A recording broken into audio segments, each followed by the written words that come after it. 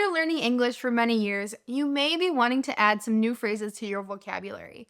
In today's lesson, I've picked 10 phrases that most English learners, even if they're very advanced, have not learned yet. And there are even some phrases that are considered slang and newer in today's lesson that I think that you can actually use in your conversations. Let's get started. I'll teach you the 10 phrases. So nowadays, young teenagers or just, young adults, they're always talking about the chat. So when someone is streaming online, they're going live. Usually there is a public chat that people start talking in. Now, one thing that more adults have been saying is blank has entered the chat. No sooner had Rick 9 Plus entered the chat room. So maybe after a long week, you can say, oh, relaxation has finally entered the chat. When you're using this phrase, you're just saying something has finally arrived unexpectedly or after a long time. Maybe your friend is saying, oh, I'm on a really strict diet. I'm eating very healthy right now. But you just bought them some ice cream. You'll say, well, ice cream has entered the chat. This means even though they weren't expecting to eat a treat, you unexpectedly brought them this surprise ice cream. This is definitely a really fun phrase that you'll hear, especially on the internet if you're watching videos or social media posts. This next phrase has been around for a pretty long time, and I've been saying it for a long time, but I've noticed recently that it has increased in its popularity and its uses, and people are even using it in more and more different ways. So when you say that something has popped off, once you finally pop off, it means that it's done really well. So nowadays I'll hear younger people say, my outfit really popped off last night. This means that everybody complimented the clothes that they were wearing. They felt really good. They felt like they looked really good. This is a newer use of the word. I typically use this word when something is scoring a lot of points. For instance, if I'm watching a sporting event and my favorite team scores a lot, I'll say, wow, my team really popped off in this game. Or if one player in particular scored a lot of goals, I'll say, well, they really popped off. You could even use this in a business or financial sense. You could say, our sales numbers have really popped off this quarter. It's kind of slang, but it's so common that even older people will understand this phrase and maybe even will use this phrase as well. If you want to say that something has done really well, you can say it popped off. Now, I promised you 10 phrases in this video that English learners will typically not know even if they're very advanced. And this next phrase is not slang, but it is one of those that's really tricky for English learners to use. So we're going to master it right now together. The phrase is by and large. by and large.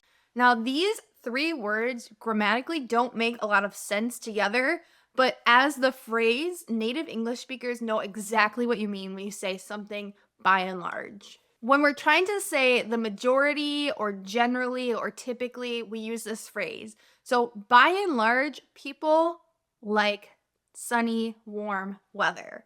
This means the majority of people like this type of weather. If you're trying to make a point or an argument, this phrase can be really useful to say something is in general more popular or more liked. Maybe your friend is trying to argue that the best sport in the world is cricket, and you think the best sport in the world is soccer.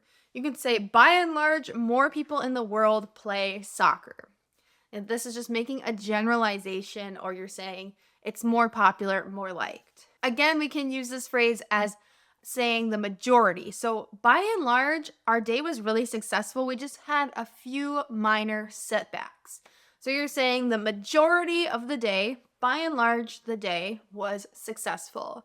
And then you're saying except for a few setbacks. So you wouldn't use this phrase to say your whole day was good, but if you want to say the majority of the day was good, and then say besides or but a few setbacks. This is how you use the phrase by and large. If you are an avid X user, formerly known as Twitter, you may have seen someone tweet this phrase, hard stop. So a hard stop typically means we have a deadline, a time that we have to stop and move on to the next thing or the next activity, or you have an appointment and you have to stop at that time or you will be late. So this is typically how the phrase is used and more traditionally how the phrase is used. But nowadays, Again, I see people on social media say an opinion and then say hard stop. So someone might say Coke is better than Pepsi, hard stop. This means that there's no argument. Please don't even respond. It's a hard stop. I don't want to hear any more. So this phrase will be really useful if you are on social media or if you're just in the business or workplace or have a meeting with someone and you have to stop this meeting at a certain time. Otherwise, you will not be able to meet your other obligations or go to your next appointment. You could say, we have a hard stop at 12:30. And this just lets the person know, you have the limited amount of time, and it's more polite than just interrupting at 12:30 and saying, I have to go. You're warning them in advance. When you want to say that something was unsuccessful, kind of a failure, or it just really didn't meet the expectations, we say it was a flop. It was a total flop. So this is definitely a slang phrase, but again, very common amongst younger people and older people. Oftentimes when people are really excited about a new movie coming out, maybe they're saying, oh, I'm excited for the new Star Wars movie, the new Transformers movie, or the new Avengers movie, movies that people get really excited about. If it is a disappointing movie when people actually see it, they'll say it was a total flop. So when I cook dinner for my family, I'll get excited about making something, especially if I try out a new recipe. And if it doesn't turn out very good, it's a flop. So if you want to say that something just didn't meet the expectations and it didn't work, it was a flop. Did you know in English we have a phrase to explain the amount of time that someone can focus on something? Maybe you've heard of this phrase before. The phrase is attention span. Kids don't have any attention span.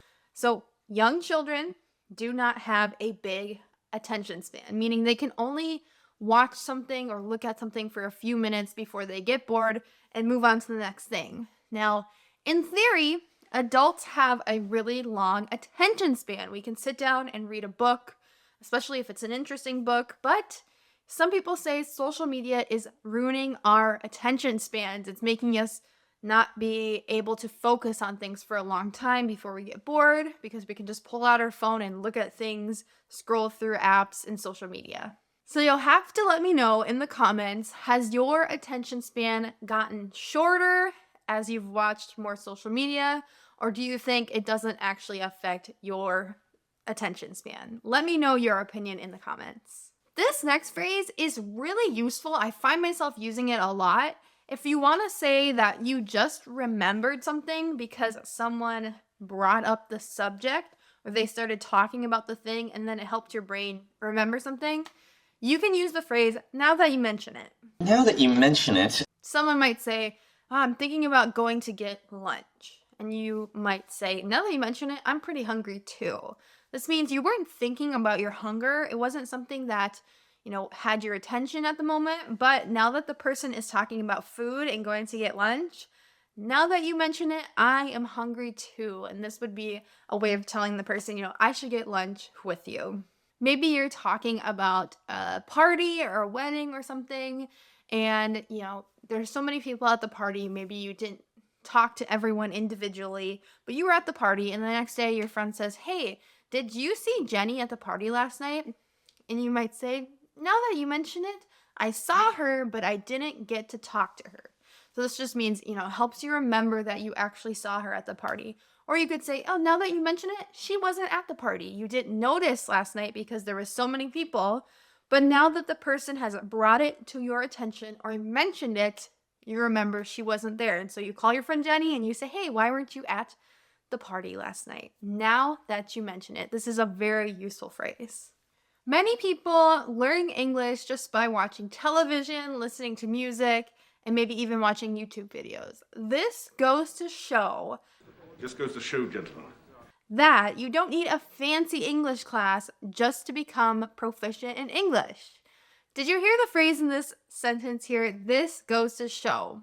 So we use this phrase just to kind of summarize our words and just to make a point. So this phrase can be really useful when you're speaking to other people. You can often use this phrase when you learn a lesson from something. Maybe you had a friend that got into a car accident, but they were wearing their seatbelt, so they walked away from the car accident and they had no injuries. You could say, this goes to show that seatbelts and safety is really important in the car.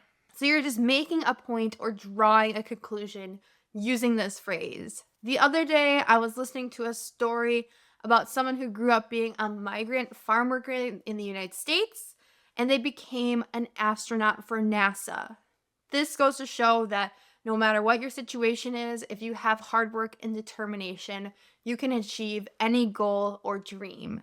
So this, is using an inspiring story. You're saying this guy worked really hard, and got to be an astronaut. This goes to show, so this is the lesson that you can work hard to achieve your goals.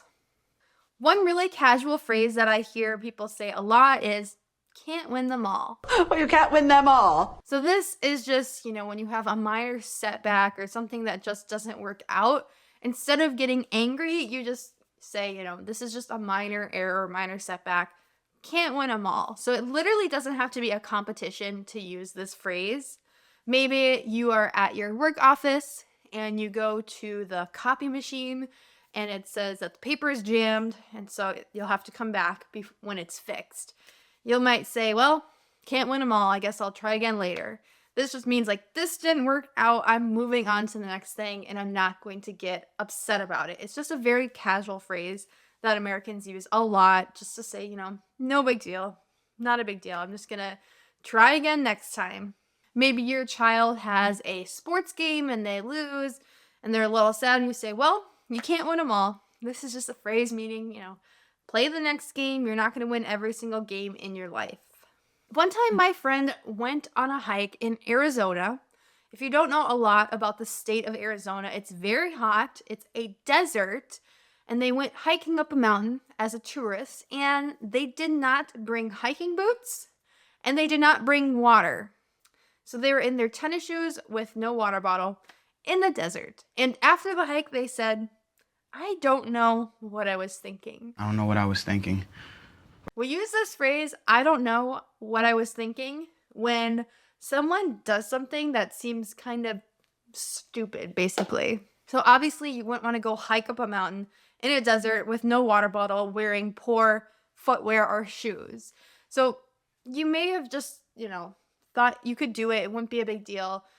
And you realize afterwards you regret this. You should have been more prepared. You don't know what you were thinking. Maybe you might hear someone talk about something very expensive they bought. Maybe they bought a brand new Corvette, which is a very expensive car.